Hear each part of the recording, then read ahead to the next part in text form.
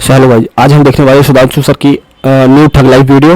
आप तो जानते हैं सुधांशु सर अपने विपक्षियों को कैसे चारों खाने चित करते हैं। सो आप लोग वीडियो को मजा लीजिए और वीडियो अगर सही लगे तो चैनल को सब्सक्राइब करिएगा और वीडियो की लिंक चैनल के डिस्क्रिप्शन में। चलिए वीडियो को शुरू करते हैं। सुधांशु जी की बात का जवाब देना चाहता हूं बड़ी जिम्मेदारी के साथ कि जब भगवान श्री राम की मूर्ति प्रकट हुई 1949 में, सरकार देश में कांग्रेस की थी। जब ताला खोला गया तब भी कांग्रेस की सरकार थी।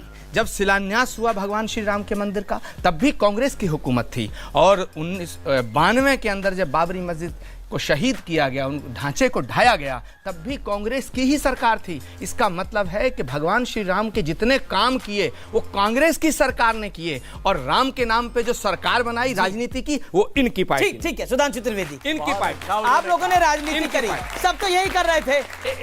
आपने अपने पॉइंट को बोला, अब 40 सेकंड इनको सुनी, फिर शोएब जमाई। अरे सर, आप लोगों ने राजनीति के साथ साथ राम को भी नकारा है। कांग्रेस वाले इस चीज को ना भूलें। कांग्रेस वालों ने तो हमेशा राम को नकारा, राम के अस्तित्व को नकारा। मुख्यमंत्री गोविंद बल्लभ पंत स्वयं गए थे और फैजाबाद के डिस्ट्रिक्ट मजिस्ट्रेट ने उनको रोक दिया था, क्योंकि तब तक संविधान लागू नहीं था। तो मुख्यमंत्री से ज्यादा पावर डिस्ट्रिक्ट मजिस्ट्रेट की, वो भी कांग्रेस थी। 1966 में संतों गो सेवक संतों पर गोली चलवाने वाली भी कांग्रेस ही थी। 1976 में जब आर्कियोलॉजिकल सर्वे के एक्सकवेशन में 8 खंबे निकल आए थे तो उसको रोक देने वाली भी कांग्रेस थी। 1988 में जब हम भारत माता एकात्मता रथ चला रहे थे तो वीर बहादुर सिंह सीएम थे, उसे रोकने वाली भी कांग्रेस थी। 1990 में कार सेवकों के हत्यारे मुलायम सिंह की सरकार को समर्थन देकर बचाने वाली भी कांग्रेस थी। 1992 में ये कहने वाले कांग्रेस के प्रधानमंत्री थे कि हम बाबरी मस्जिद दोबारा बनाएंगे, और 2007 में कोर्ट में हलफनामा दे के ये कहने वाले कि राम तो काल्पनिक थे, राम सेतु के मुद्दे पे वो भी कांग्रेस थी।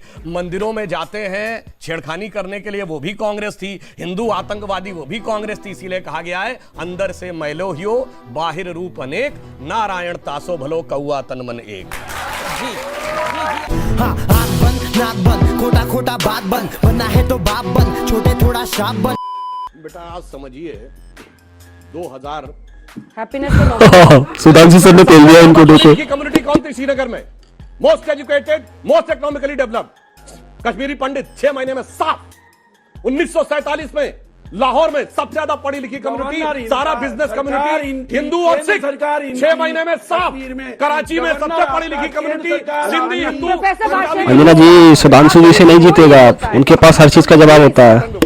6 महीने में साफ। इसलिए मैं कह रहा हूं जितना पढ़ाई जरूरी है, जितना लिखाई जरूरी है, जितना कमाई जरूरी है, उतना गंदगी की धुलाई भी जरूरी है। बेटा मेरे जैसे बहुत कम जो भी सुने बोले ऑसम ऑसम। इन्होंने कहा था कि दीपावली फिजूल खर्ची है। मैं बताता हूं दीपावली करना क्यों आवश्यक है। दुनिया का इतिहास भरा पड़ा उस उदाहरण से, भाई भाई को मारकर गद्दी पे बैठा, बेटा बाप को मार के गद्दी पे बैठा। दिवाली उसका प्रतीक है कि 14 वर्ष तक बिल्कुल सही बात कह रहे हैं सुधांशु जी। तो दूसरा भाई खड़ाऊ रख के शासन किया और थाली में खड़ाऊ लेके उसका स्वागत करने को तैयार खड़ा था। वो आदर्श है जो दुनिया के सामने होना चाहिए, ना कि वो कि 4 भाई एक वो भी थे जिसमें सुजा मुराद और दारा के रूप में औरंगजेब ने 4 का कत्ल किया और अपने सगे बड़े भाई का सर काट के थाली में अपने बाप के पास भेजा था। आप बताइए, आप अपने घर में क्या चाहते हैं? भाई का कटा हुआ सर थाली में या भाई के हाथ में रखी हुई पादुका? इसलिए मानव मूल्य के श्रेष्ठतम मूल्यों का आदर, इसलिए दीपावली मनाया जाना जरूरी है। म्यूजिक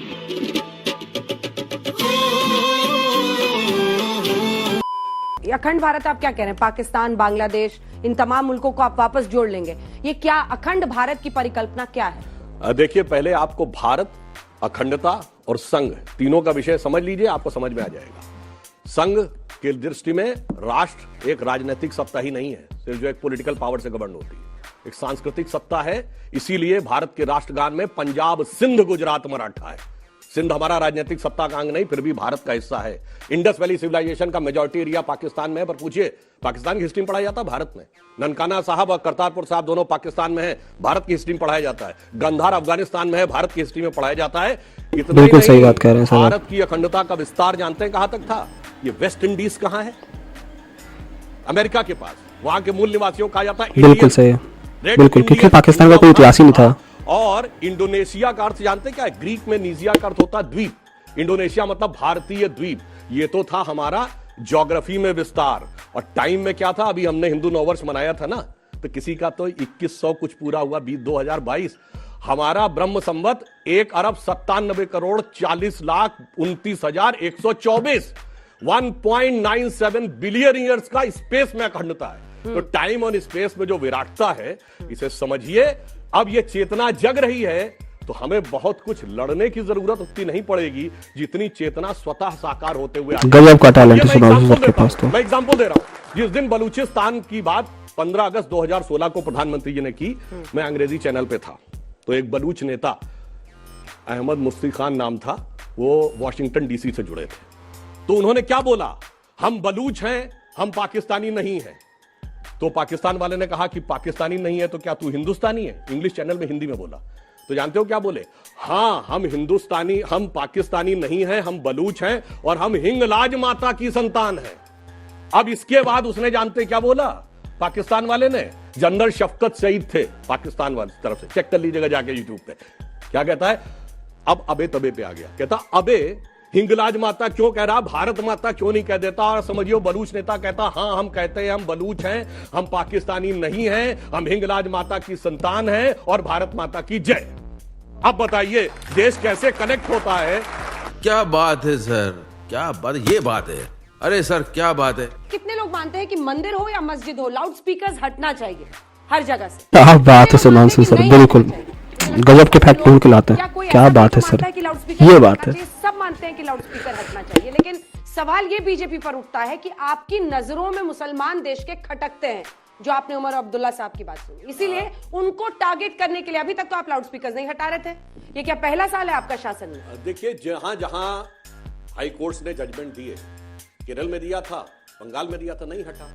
महाराष्ट्र में आया था तो हमने कहा हटाइए, उत्तर प्रदेश में हुआ फट से हटा दिया गया। इसलिए हम ये कह रहे हैं हमने तो ईमानदारी से हटाया, भाई सब जगह के हटेंगे। अब हट सब धर्मों के रहे, समस्या जो है मुस्लिम्स को ही लग रही। और जानते क्यों है? यहाँ की विपक्ष की सरकारों ने कितने मजेदार काम किए आपको पता है? सिर्फ मौलवियों को सैलरी नहीं मिलती थी, मुअज्जिन को भी सैलरी मिलती थी जो अजान लगाता है। मतलब मजे की बात यह है कि भारत में ऐसा विचित्र उदाहरण आपको होगा कि सुप्रीम हाई कोर्ट जिस चीज को गलत कह दे, उस काम को करने की तनख्वाह बिल्कुल सही बात करें। मौलवी मुअज्जिन दोनों को सैलरी दी जाती है, यहाँ पुजारियों को सैलरी नहीं दी जाती कोई भी। ये तो राजनीति हो रही है। और उमर अब्दुल्ला की बात का जवाब दे देना चाहता हूँ। उमर अब्दुल्ला साहब, ये जब देश का विलय हुआ था 24 अक्टूबर 1947, बिल्कुल सही कह रहे हैं सुधांशु सर। पढ़ लीजिए, उसमें किसी प्रकार का ना 35 ए था, ना 370 था, ना कुछ भी नहीं था। और आप उस स्टेट के हैं जो 2019 अगस्त से पहले सेकुलर नहीं था। मैं इसलिए ईमानदारी से कह रहा हूं कि 1976 में जब सेकुलर वर्ड भारत के संविधान में डाला गया, लोकतंत्र के बिल्कुल सही कह रहे हैं, बिल्कुल सही कह रहे हैं सुधांशु सर, बिल्कुल सही बात कर रहे हैं आप। तो 370 की आड़ में जब तक संविधान का कोई बिल्कुल सही है, कश्मीर में अडॉप्ट नहीं होगा, वो नहीं होता था और वो कभी अडॉप्ट हुआ ही नहीं। ठीक है। तो जो स्टेट सेकुलर नहीं थी वो सेकुलरिज्म के प्रतीक बन गई। और एक लाइन और कह दूं, इन कहते इन्होंने कभी किसी दूसरे ने किया तो मैं बताना चाहता हूं, तमिलनाडु में पेरम्बूर जिला, उसमें कोलतार गांव, वहां मुस्लिम्स की आबादी 70% हो गई तो कहा बिल्कुल सही कह रहे हैं, घंटा नहीं बजना चाहिए, पूजा अर्चना बंद हो जानी चाहिए क्योंकि हमारी धार्मिक भावना आहत होती है। और डीएमके की सरकार ने मान लिया। वो तो मद्रास हाई कोर्ट बीच में आया, कोई सेकुलरिज्म का सूरमा बोला हो कश्मीर से लेके केरल तक कि ये गलत है। मद्रास हाई कोर्ट ने कहा कि ये कोई तरीका नहीं होता कि 70% आबादी हो गई, इसलिए उसने कहा कि पूजा अर्चना चलेगी। तो मेरे ख्याल से इनको 1947 में अपने एक्सेशन से लेके आज हिंदुस्तान के कोने कोने में क्या हुआ है वो देख लें। सबके लाउड स्पीकर उतर रहे हैं मगर टारगेट पे मैं हूं। अब आपकी ये मकसदशुदा शिकस्त खुरदार जहनियत के लिए कोई दूसरा जिम्मेदार नहीं। सुधांशु सर ने बात तो बिल्कुल सही कही है कि लाउड स्पीकर हर जगह से निकलने चाहिए और अनावश्यक तौर पे आप 5-5, 6-6 बार दिन पे नमाज पढ़ के और जनता को परेशान कर रहे हो, मुझे नहीं लगता कि किसी एंगल से सही होना चाहिए।